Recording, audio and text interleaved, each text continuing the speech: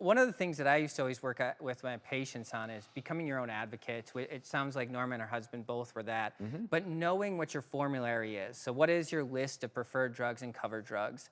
Know your pharmacist. You know, they can be a great advocate for you if you engage with them. A lot of people look at the pharmacy as get in the door, get out the door as quickly as possible. But those are clinicians behind the counter as well that can be a supporter there for you and provide you with more information.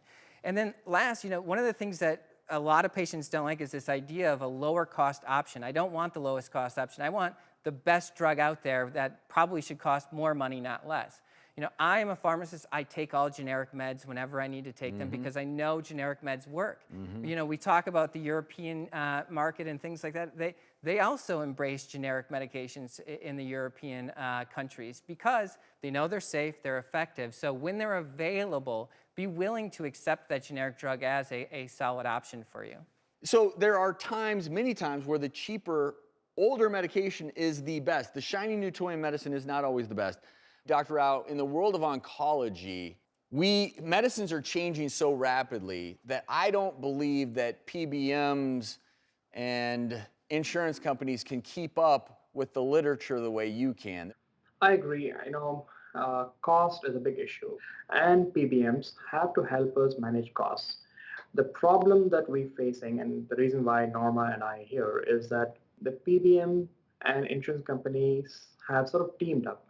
If the PBM was truly a third-party manager, that would be a fair way of handling it. But I think 80% of all the PBM business is now run through three companies that are owned by our own insurance companies. So now the incentives are turned around over their head.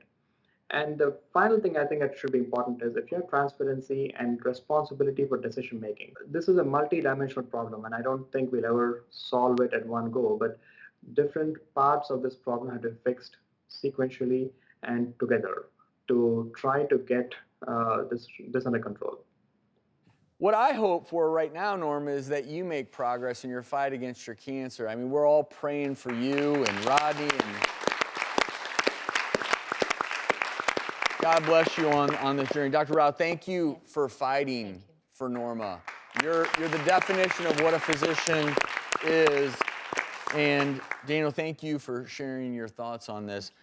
We'll have more information on this on our website, and certainly it just gets back to, you know what I may end up doing is maybe on our website, we're gonna start creating a list where, depending upon where you live, you can contact your congressmen and women, and let's just start a grassroots movement, because I think we all want the same thing. And I think that if we start a grassroots movement, maybe we can make some change. We want to fix our healthcare system. We do. We all do. And it all starts with us.